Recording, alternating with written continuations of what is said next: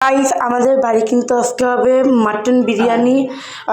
ওর জন্য কিন্তু এখন ভাতটা করা হয়ে গেছে, নুন মিষ্টিও কিন্তু দেওয়া হয়ে গেছে স্বাদ মতো।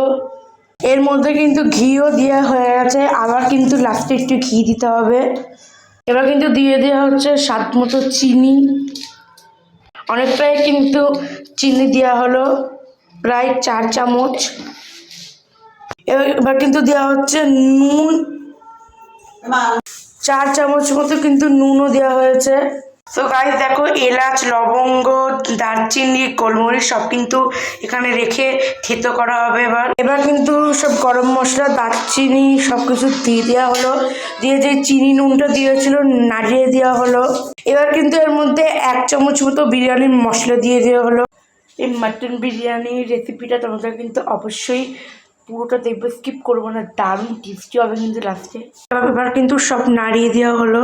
এবার কিন্তু বাটির মধ্যে বিরিয়ানির মশলা দিয়ে দেওয়া হলো, মানে বিরিয়ানির মশলা না, সরি, বিরিয়ানি রং করার যে পাউডার দিয়ে দেওয়া হলো। এবার কিন্তু এর মধ্যে 6-7 চামচ মতো আমুল দুধ দিয়ে দেওয়া হলো। এটা কিন্তু আমাদের মাটন কষা, এই যে লাল লাল ঝাল ঝাল। কিন্তু আমুল দুধের সঙ্গে এই বিরিয়ানির রংটাকে মিক্স করা হলো দেওয়ার জন্য। কিন্তু বিরিয়ানিতে মেন জিনিস আলু আর মাটনটা দিয়ে দেওয়া হচ্ছে, যে আলু আর মাটন সব দিয়ে দেওয়া হচ্ছে।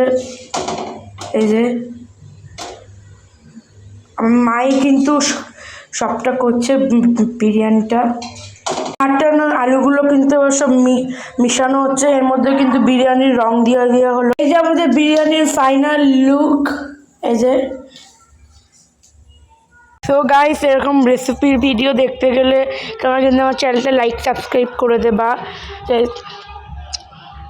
আমি যদি সাপোর্ট পাই তাহলে কিন্তু আমি আরও অনেক এরকম রেসিপির ভিডিও বানাবো। সো তোমাদের রেসিপির ভিডিওটা কেমন লাগলো আমাকে কিন্তু প্লিজ বলবা।